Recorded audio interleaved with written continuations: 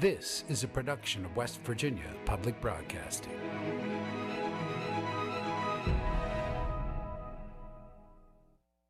Support for the Legislature today is provided by West Virginia University, offering education, healthcare, and the opportunity to achieve career success since 1867. Information at go.wvu.edu/forward.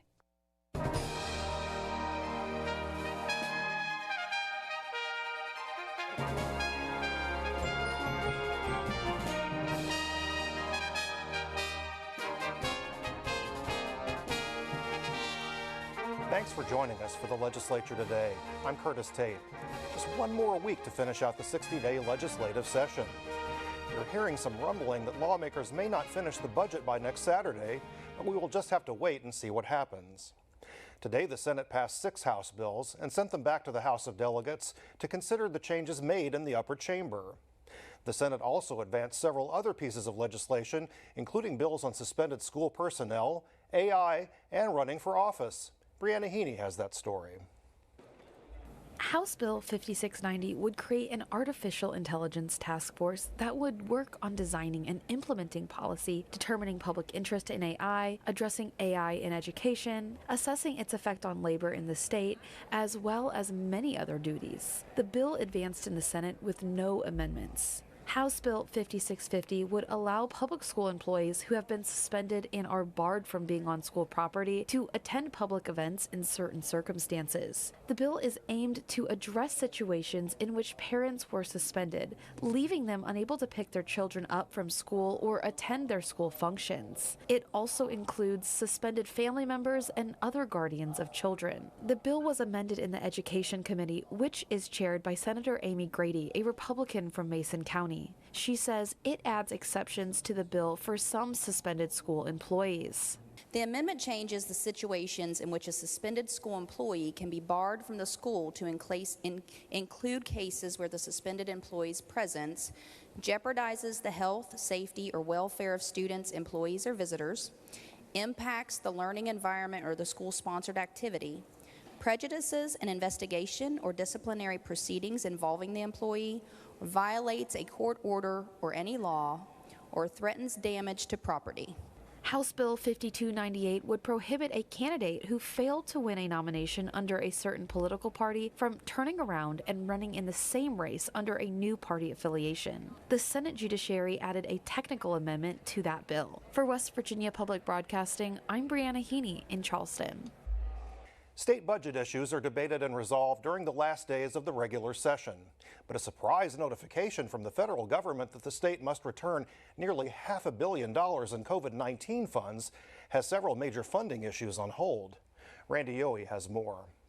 The clerk of the Senate announces when federal dollars were funneled into West Virginia local school districts in the early days of the pandemic, rules on how to spend that money did not come until later.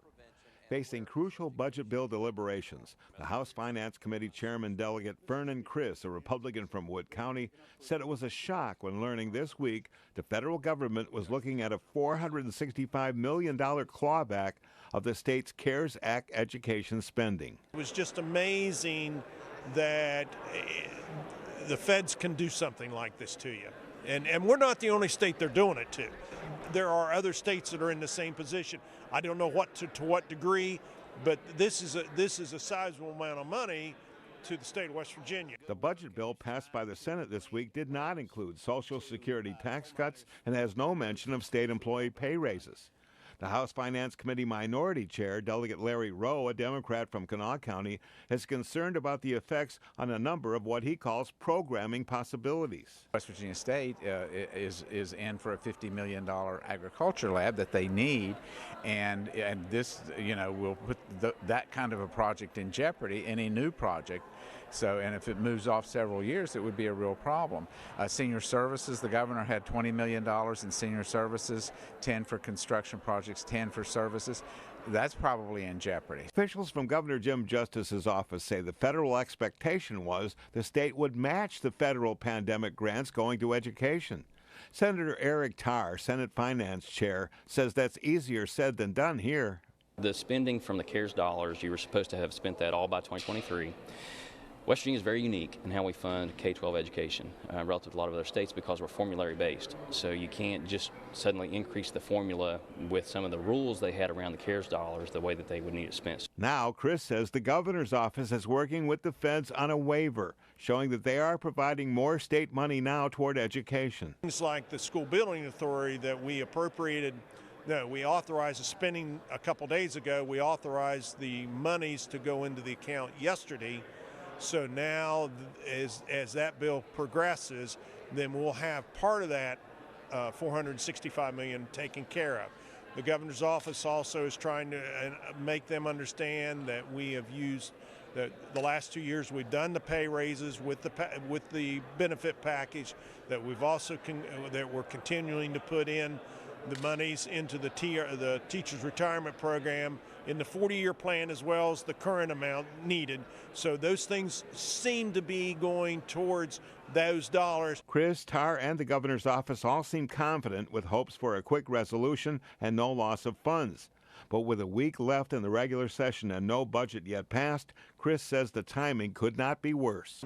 It's just poor timing on the Fed announcement to the governor's office, and we are here today knowing that we have 1 week left. We need to get the budget process concluded on both sides so we can start putting the bills together and come up with a compromise for the first of the week so everybody will have an opportunity to see what we've got. But the deadline for actually putting the budget in isn't till June 30th, right? That's true, but as we have done since 2015, we have promised the people of the state of West Virginia that we would have a working budget out of here by the 60th day of the session.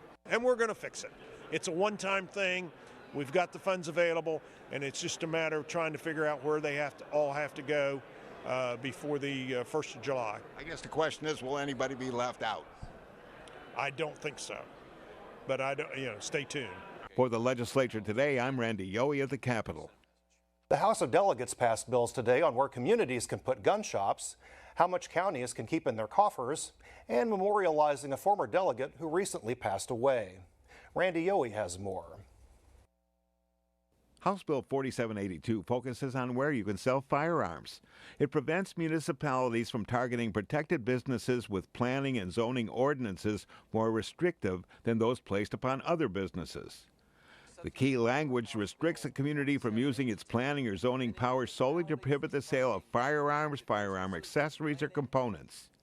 Delegate Evan Hansen, a Democrat from Monongalia County, opposed the liberalized zoning policy of where you can sell or have guns. I think people who have zoning in their communities want to know how this bill would impact the zoning of firearm businesses. It's not clear to me whether the phrase any other retail business means a type of business that has the strictest zoning or a type of business that is allowed in any zoning district. And because of that lack of clarity, I'm concerned about this bill. I'm also concerned about local control. With an 86-10 vote in favor, the bill now goes on to the governor. The House completed action on Senate Bill 331. The proposal will eliminate the cap on the maximum amount of money in a county's financial stabilization fund. The cap was at 50% of a county's most recent general fund budget. Delegate Trenton Barnhart, a Republican from Pleasants County, said this cap elimination will let his oil and gas county and many others have the means for future wants. So Senate Bill 331 rewards counties for being fiscally responsible. It incentivizes them to save those extra dollars for future needs. Instead of worrying so much about wants, this bill is about needs.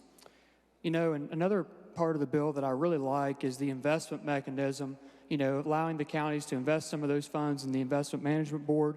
That will help grow those counties for generations to come. The bill passed 96-0 and now goes to the governor. And with his family in attendance, House Resolution 12 memorializes the life of the late Charles E. Romine. Known to all as Chuck, Romine was first elected to the West Virginia House of Delegates in 1968 and re-elected several times over the next 50 years. In 2018, he was awarded one of the state's great honors, the Distinguished West Virginian Award, and thanks for his life of dedicated service in both the public and private sectors. For the Legislature Today, I'm Randy Yohe at the Capitol. Hundreds of high school students filled the Capitol Rotunda on Friday to show off their career and technical skills. Emily Rice has more. Students from across the Mountain State showcased skills learned during career and technical training. From a 3D printed cat figurine to freshly made pastries, students put on a show for legislators. Aaron Fedorky is an engineering and machine tool tech teacher at Wheeling Park High School. He said he is proud of his students' hard work. Just watching them get that creative thinking and putting it to real world scenarios and things like that. So proud of our state and our CTE programs in the state. Fedorky said career and technical programs allow students to learn how to work a job and the life skills to find a job. So we're trying to operate it more like a trade would or a company would, as far as like being to work on time, even like drug testing, things like that. Prepping them, getting them ready right out of high school to go straight into these awesome trades or jobs that are really available, and employers are really needing good employees coming right out of high school. Ray Maynard is a junior at Mingo Central High School. Her program spent the morning divvying out cheesecake bites. She hopes to be a chef when she graduates. It gets me prepared more for the physical state, like doing it and learning like hair restraints and body, what you do with your body, you have to stay cleanly. And it helps a whole lot with just being prepared for when it actually happens, when you go out to work at a restaurant. Dawn Shepard is the Technology Integration Specialist at Roan Jackson Technical Center. So we're just out here trying to educate everybody about the program offerings that we have for students in the area. And we have with us today everything from cosmetology is here doing nail painting. We have our welding students doing a virtual welding simulator. We got drafting and robotics students that are doing some 3D printing, 3D scanning, and they got their robots and drones with them. We also have our health occupation students doing blood pressure checks, and our culinary students made up some sugar cookies that they printed on our cookie printer there. Shepard said he hopes lawmakers see the value of these programs and provide additional funding. So those program offerings and obviously funding that it takes to operate those programs. So you see on the displays and stuff that equipment, welding machines cost lots of money, because we're wanting our students to have the same experience that you would have in the industry. So they need to have those same tools, technology, and stuff available to them. So obviously funding is important. For the Legislature Today, I'm Emily Rice in Charleston. This session, our student reporters have been covering issues of interest to them while they have learned about the legislative process. News Director Eric Douglas sat down with Amira Mustafa and Ben Velo to hear what they had to say.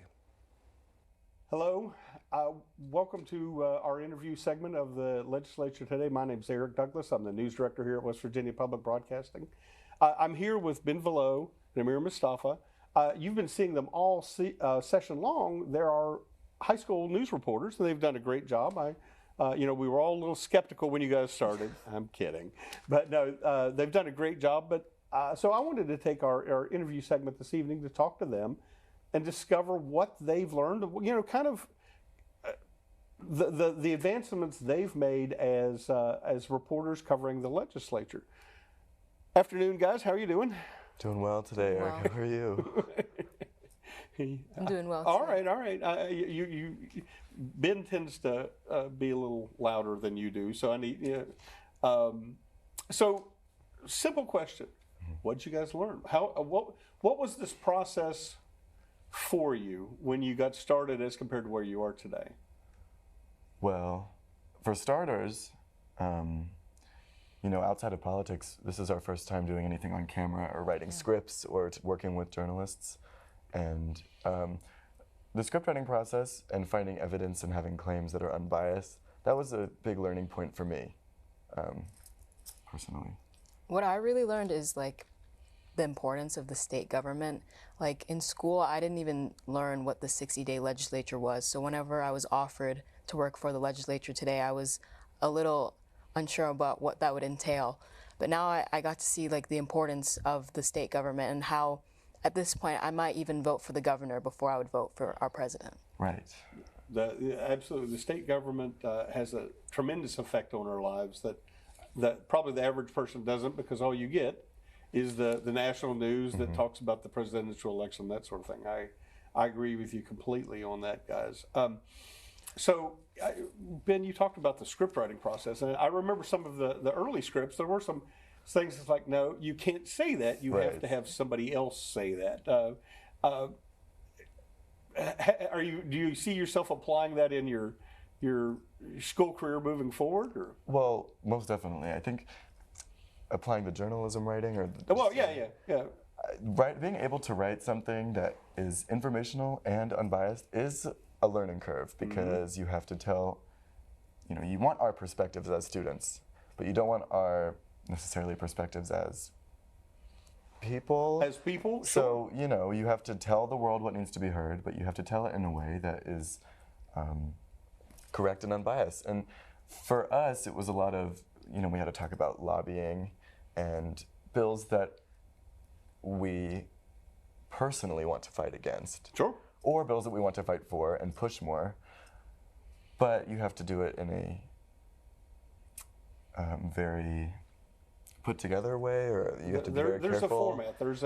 There's a process that we use. Let's talk about the legislative process a little bit. I know that's a learning curve for even people in this building. I promise you. I'm not trying to embarrass you, but what was the biggest discovery for you as bills go through committee and then to the floor and then to the other chamber and all that? I mean, it takes a lot of time.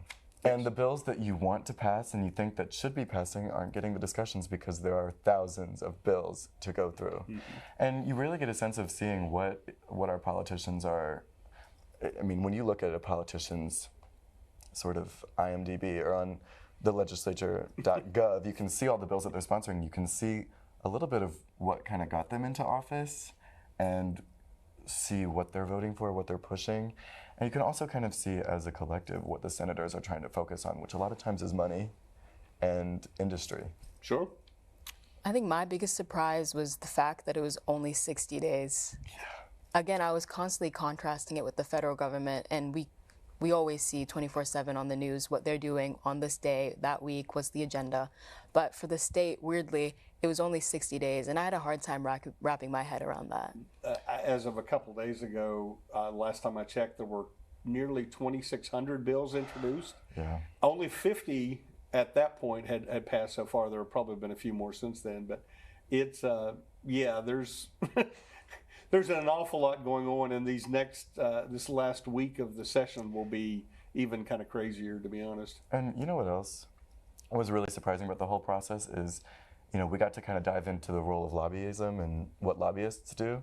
They have a huge effect in the legislation that's passed, but they don't have to report anything in the state of West Virginia for another, 3 months? May 15th. May 15th, even though it ends next week. Right. So that was a shock to me. And there are journalists who a lot of us will report on that exact thing come May. We'll report on, well, this lobbyist spent this amount of money, this something. Most of them, honestly, are small. There aren't a lot of big money lobbyists at this level, but there are a few. But we will report on that. But you're right. That's 2 months past. Right. We can't change anything. Oh, this lobbyist spent X amount of money on this particular member of legislature when it's too late. It's too late. Yeah, right. What's the point? It's also interesting seeing, as students, the amount of bills that are about us or that are targeting minors when we don't have a say and we barely even hear about it. Yeah. So doing this has been really it's refreshing to kind of be able to not only research it for ourselves, but also kind of put a voice out there that says, listen to this, this is what they're talking about without you there. I know at our school, our Gay Straight Alliance just wrote letters to our local senators, Tom Takubo and Eric Nelson Jr., about how they are taking my friends' rights to health care away. But my friends don't even know that that's happening. and we don't have a representative for our demographic in there. So well, it's a difficult question to answer because you don't want to lower the voting age. Yeah, that's right? not going to happen. But, you know, more information and things like this is what... Well, and I mean, I think ultimately you're right that the legislature probably should consult teens in education. You know, they pass a lot of bills, you're right, about educational issues, discipline, even what students are going to learn throughout their class or out their school years. But yeah, nobody's talking to the kids, and I think you've given a voice to that. I've been interested in the you did a 1 week on healthcare issues, I believe, and or is that no? That's your last week, I think. Mm-hmm. But you did one on bills that were interesting to you, like food banks on college campuses, mm-hmm. and that sort of thing. We old people don't stop to ask, hey, so what do you guys care about then? Yeah, and I think that, as you said, that knowledge for the youth to learn, it's one of probably my proudest aspect about working here, because knowledge that I gained from this experience is that representatives can only represent those who vote, or that they can only be represented by those who show up. And so giving knowledge to the youth about who to vote for or what's happening around your state, it's important for them to know. And by working in experiences like this is a great opportunity to do so. So let's talk about this survey you did. I think this is really cool, actually. Well, what gave you the idea to put this survey together? I mean, well, it was exactly that. People don't measure students' opinions on bills that are affecting students. They are passing or trying to pass these, frankly, insane bills that are about our graduation, that are about our poverty, but they don't know what we think about it. Like you said, you barely take the time to even think about asking. So we kind of took that and we said, well, why don't we ask? Yeah. So you mean?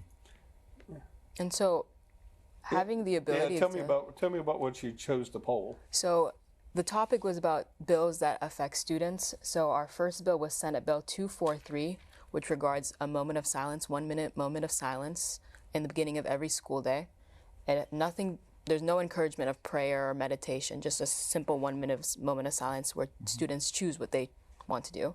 The second bill was Senate Bill 404, which wanted to create a social media safety curriculum for students. It would basically be a class they would take to learn how to be safe on the internet and social media as a whole. Yeah. Well, I think that's something you both have learned too. You knew the theoretical side of government and all of that, but now you've gone, hey, wait a minute, there's a lot of technicalities at play, and yeah. Well, we talked about, not on air, Senate Bill 243. Well, I think we did mention it. There's Engel v. Vitale, the Supreme Court case that talks about you can't have prayer in school. It violates our First Amendment right. But then there's also, they tried to pass this bill in Alabama. And I believe the Supreme Court of Alabama actually shut this bill down as well. But because the minority is so small here, they're going to try to pass it anyway. So it's interesting seeing something, the exact same thing, be constitutional in one state while unconstitutional in another. Yeah, there's a lot goes on behind the scenes. So what were some of the results from this survey? So about Senate Bill 243, what was the moment of silence, 77.1 students voted for that bill, while 22.9 voted against. And Senate Bill 404, which wanted to create a social media safety curriculum, 59.5 of students were for that bill, while 40.5 were against it. In House Bill 4186 about the U.S. Constitution test, I remember when we first reported on it, it was funny because the requirement for you to pass the test was 85%. And the same amount of students, 85%, voted against that bill. That's funny. So I guess... You know, it's kind of fun to see that people want the moment of silence, they don't want that test, and they're kind of up in the air about that social media curriculum because, you know... We've seen how classes that have been incorporated with good intentions have kind of fell wayside. Yeah, I'm sure. everybody's all excited about it for the first year or two, and then it just kind of, yeah. Especially with the way like teachers are paid with things, and then you're jumping in, you're putting in a new subject without training teachers who are specifically supposed to be taught that. I remember that was an issue with our STEM curriculum. So just one last question. From your experience, either of you pursuing journalism when you get out of school? Well, I already knew I was going to be an English major, but having this experience really opened my mind into the world of journalism. Like, I remember me and Ben, at one point we talked, maybe we could be CNN anchors or somewhere else. We've already got this at this age, maybe who knows what we can accomplish. And so it really opened a door for me. Good for you. I will say I was really up in the air when applying to colleges about what I wanted to follow. And doing this experience hasn't necessarily made me want to be a journalist, but it has made me realize I want to major in political science and have a bigger say in what goes on. It's put a fire under me, and it's making me want to fight. So, well, journalism is much about critical thinking as anything else. So, you know, even if from this experience you learn to look at the news a little bit more critically, I think we've achieved our goal, to be honest with you. Hands-on experience is the best. Absolutely. All right, thank you guys, I appreciate it. Thank you so much. Amira and Ben will be back next week with their final story. Thank you for spending this time with us this week. We'll see you again next Monday. Catch the Legislature Today Monday through Friday at 6 p.m. And remember, West Virginia Public Broadcasting covers the session daily in our radio news program, West Virginia Morning, and on our news site at wvpublic.org. We also broadcast the daily floor sessions of both the House and the Senate on the West Virginia channel. I'm Curtis Tate. For everyone here at WVPB, thanks for joining us. Have a great evening and a great weekend.